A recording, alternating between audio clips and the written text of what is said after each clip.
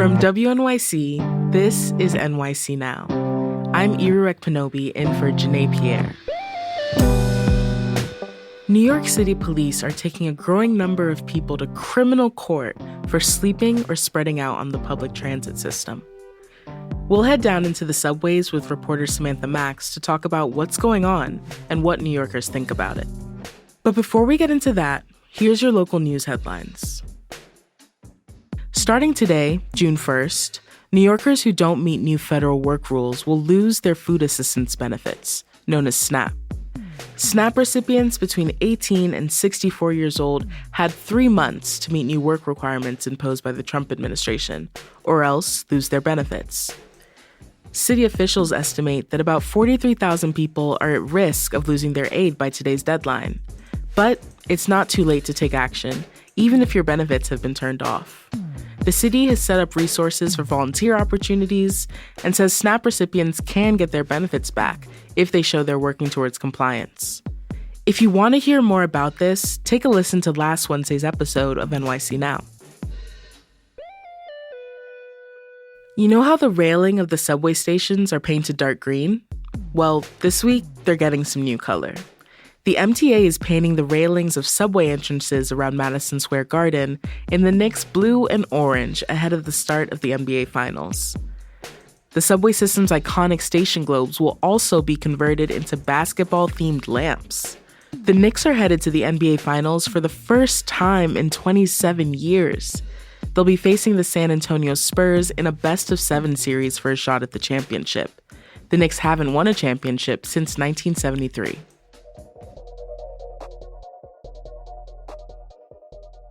30-year-old Joseph Nelze, who lives in Bushwick, is suing the global consulting firm Accenture. He says the company fired him because of his dreadlocks. Nelze, who is Black, worked at the company for 7 years. And in his discrimination suit, he says that he was promoted repeatedly until he grew dreadlocks as an expression of his Rastafarian faith.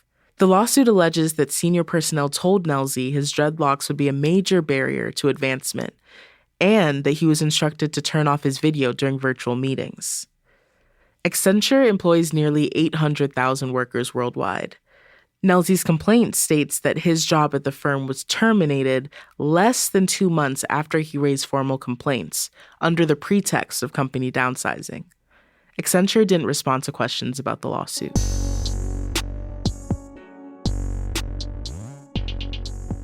Right now, New Yorkers can help pick the official theme song for the city's new 2K childcare program. 5 finalist jingles were chosen, with help from Cardi B and Lin-Manuel Miranda. Voting is open through Wednesday.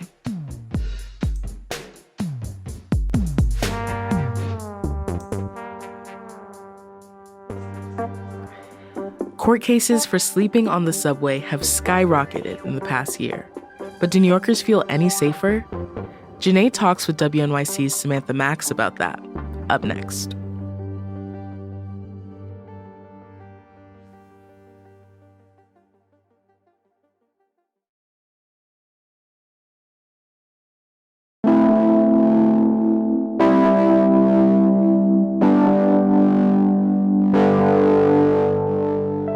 Welcome back.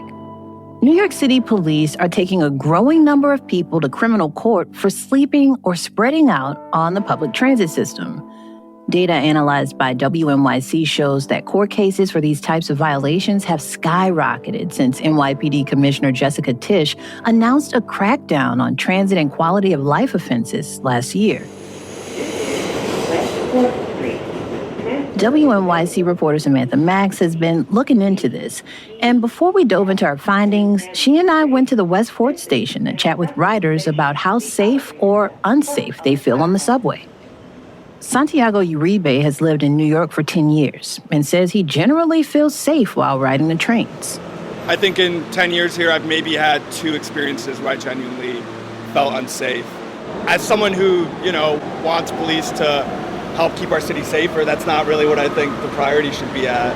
Joseph Scorsia says he didn't even know people were getting arrested, but he is in support of sleeping passengers being moved elsewhere. They're asleep, and I wish they would wake them up and get them up because they take a lot of room and a lot of space, and they're not supposed to be there. For Clarice Robinson, it's a bit more complicated. I feel like bad for people that maybe need to sit, and then I also feel bad for the person that's there. Like, I don't know what circumstances that they're dealing with.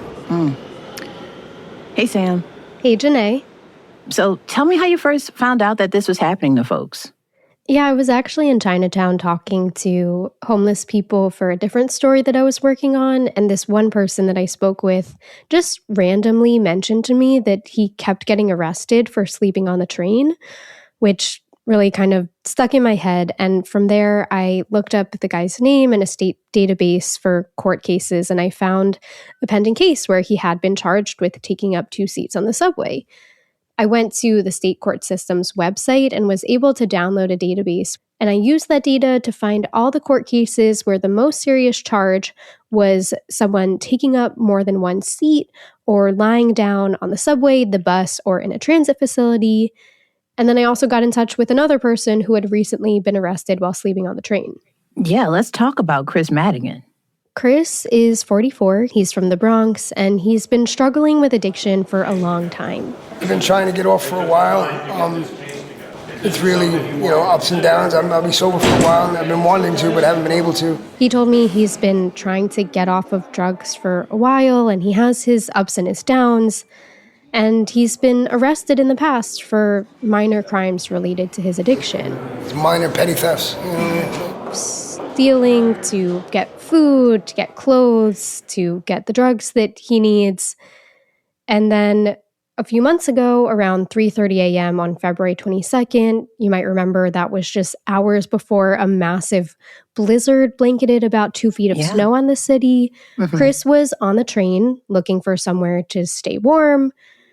He says he was also under the influence that night. So I was doing pretty bad that day, apparently, and it just became worse and worse. He fell asleep.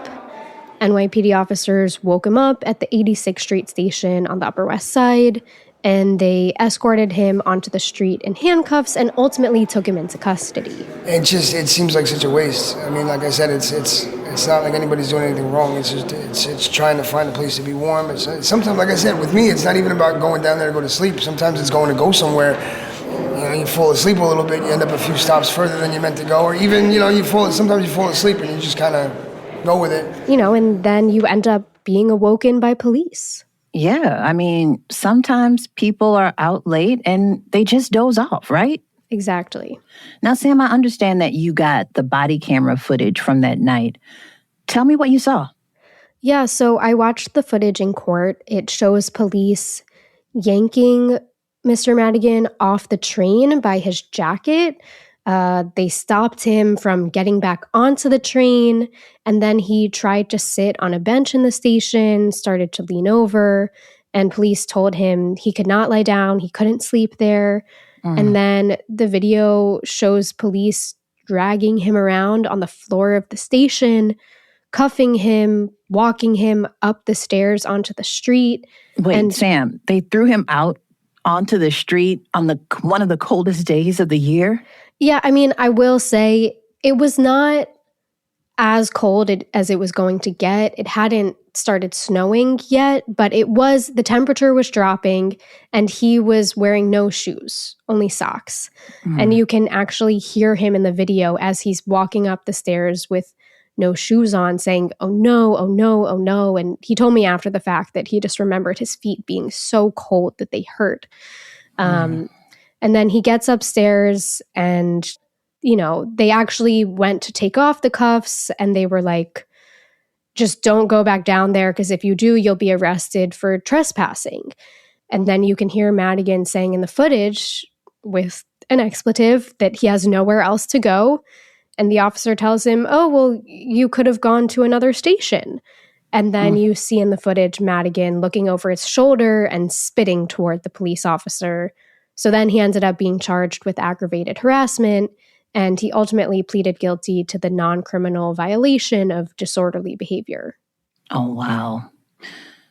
When you started digging into the data, you realized that this was a pattern, right? Like arrests had jumped from last year. Yeah, so I was able to look at this over the span of a few years, and most years it was only like a handful of these cases. In 2024, There were 19 cases where sprawling out in the transit system was the most serious charge. Last year, there were almost 600 of these cases. And that trend has continued into this year. When I looked at these numbers, we had the data for the first 3 months of the year, and I saw that those types of court cases outpaced already the first 3 months of last year. And also, those numbers are likely an undercount because they only include cases where the person went before a judge and where the person wasn't charged with any more serious crimes. So even Madigan's case would not have been included in this data set since he ultimately was charged with something more serious. Yeah, and I have to admit, I was really surprised to hear about this because this isn't a new thing, people getting in trouble for lying down on public transit. Yeah, I mean, it is something that has kind of ebbed and flowed over the years. Back in 2009, under then Mayor Bloomberg, transit officers issued nearly 9,000 tickets to people who occupied more than one seat on public transit. That's according to news reports from the time. But then, flash forward a few years later, when then Mayor de Blasio is in office, he swore off the approach and urged police to prioritize more serious crimes. And that was a strategy that the Manhattan DA at the time also agreed with. I should note those were tickets. A ticket is different than arresting someone, cuffing them, taking them into custody, and bringing them before a judge. Yeah. And then as I was saying, between 2021 and 2024, hardly anyone was taken to court when the most serious charge was sprawling out in public transit, according to the court data that I looked at. And of course, at the height of the pandemic, ridership plummeted, so that could have played somewhat of a role. But to see such a huge jump from, by the time we got to 2024, when we saw 19 of these cases, we were several years past the pandemic at that point. Ridership had gotten back to more normal levels, and there still was such a huge jump between 2024 and 2025. I still wonder why, though. Yeah, well, one thing that changed is we got a new police commissioner. So in January 2025, just a couple months after Jessica Tisch becomes the police commissioner of the NYPD, she announces a surge of officers to police the train system. The subways will always be a bellwether for public safety in New York City. And while we have seen crime reductions on our trains, we're not where we need to be. She also announced a new division addressing quality of life issues, things like aggressive panhandling, public urination, and lying down on the subway. It gives the impression of an unsafe community. And data shows that these arrests started to rise just around when Tisch made these announcements. And we're talking about nearly 600 cases. But I'm wondering, who makes up those cases? There's a lot that we don't know about them because this data is anonymous, but there are some pieces of information that we do have. We know that most defendants in the subway sprawling cases are people of color. Since 2021, more than half of the people who went to court on a top charge of lying down or spreading out in transit were Black. That's according to a data analysis that I did of the court data. We know that at least some of these people are homeless. Something that I found out in my reporting is that not having a valid ID can sometimes lead to you being taken into custody as opposed to just getting a ticket. And of course, people who are unhoused sometimes don't have all of their proper documentation. But this is not just affecting homeless New Yorkers. For instance, a few months ago, a video went viral on social media that appeared to show police pulling a Black woman off the train who had just fallen asleep. Yeah, wow, that's heavy. I can't help but think about Mr. Madigan here, who pleaded guilty. Once someone gets charged for this, what happens then? Yeah, I mean, most of the time, the person was taken into custody rather than just getting a ticket, as we discussed. So that means that you go to central booking, you go to court, you go before a judge. But then once people actually got to court, in about 95% of the cases, the judge ultimately tossed the charge, either through an outright dismissal or through an agreement to drop the case if that person met certain conditions, like not being rearrested within a certain amount of time. I know you went through a lot of data and a lot of cases. What did the NYPD tell you when you brought all of this to them? Yeah, a spokesperson for the NYPD told me in a statement that keeping the subway safe is a priority for the department and that officers are expected to enforce the rules and regulations in the transit system. The spokesperson also said that last year was the safest year for New York City's subways, not including the pandemic years. And they noted that transit crime remained down as of mid-April 2026, when my story initially published. The department also said that it arrests even more people than those I was looking at in this data set who had open warrants for other crimes. I also brought all this information to Councilmember Crystal Hudson. Okay. She's the leader of the City Council committee that oversees homeless services. And she told me she was really concerned about these numbers. She said local lawmakers and the mayor's office really need to assess and address this surge in arrests. But I should note that I tried many times to ask the mayor's office about this. You know, Mayor Mamdani ran on a platform that he was going to rely more on outreach workers than police to deal with homelessness in the transit system. But his spokespeople repeatedly did not respond to my request for comment.